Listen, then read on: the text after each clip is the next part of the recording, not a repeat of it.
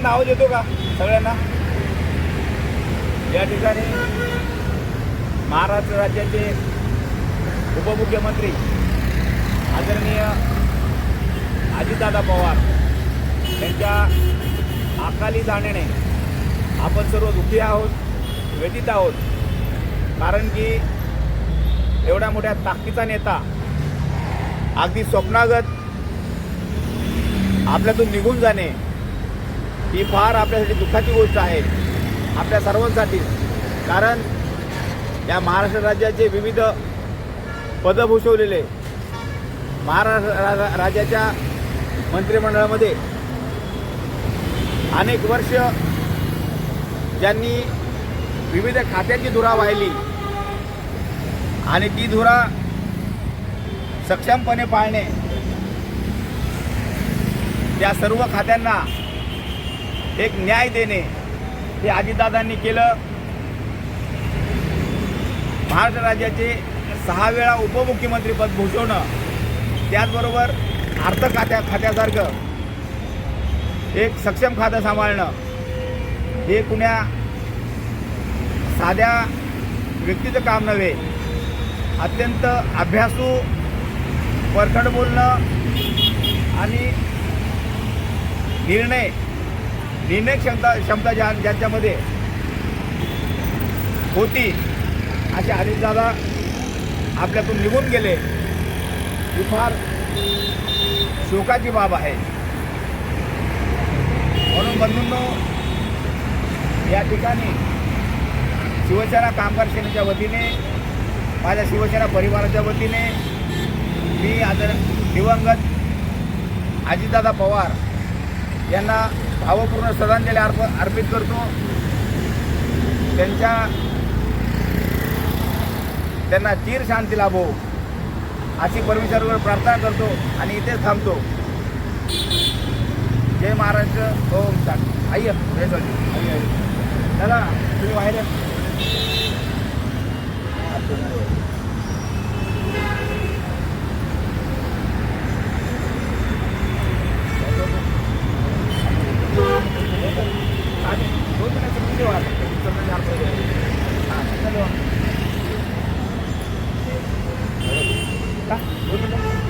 झालं का नाही?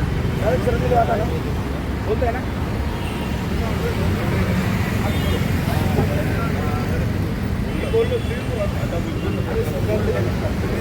या ठिकाणी सचिन भाऊ नाईक आपले आलेले आहेत. मी त्यांना विनंती करतो की त्यांनी 2 शब्दात श्रद्धांजली व्हावी. बोला, इथून बोला.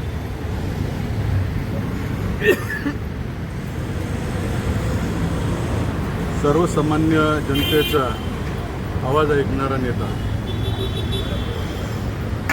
प्रशासनावरती पकड असणारा एक उत्तम प्रशासक आणि कार्यकर्त्यांचा आधारस्तंभ असणारा नेता स्वर्गीय अजितदादा पवार हे आपल्यातून निघून गेले आणि अतोनात महाराष्ट्राचं नुकसान झालेलं आहे, न भरून निघणारं नुकसान झालेलं आहे. खरंच त्याला जाण असणारा जनतेचा नेता बोलला जातो, कारण की जे काम होईल ते होईल, नाही तर नाही बोलणारा स्पष्ट नेता हा आपल्यातून निघून गेलेला आहे.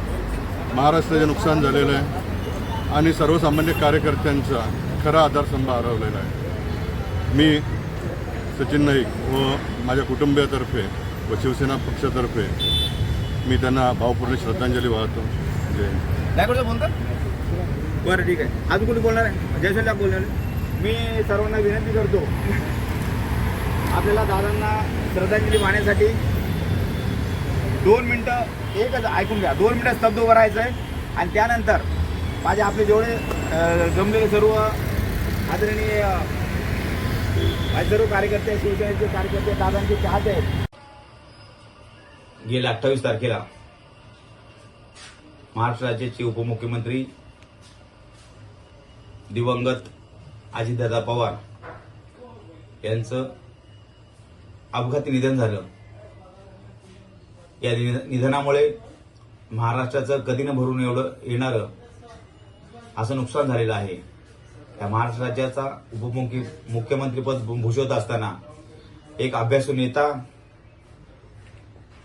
एक कणखर नेता, ज्याच्यामध्ये तात्काळ निर्णय घेण्याची क्षमता होती, असे सर्वांचे आवडते अजितदादा पवार आपल्याला सोडून गेल्यामुळे आपल्या सर्वांवरती आणि महाराष्ट्रावरती एक दुःखाचा डोंगर कोसळलेला आहे.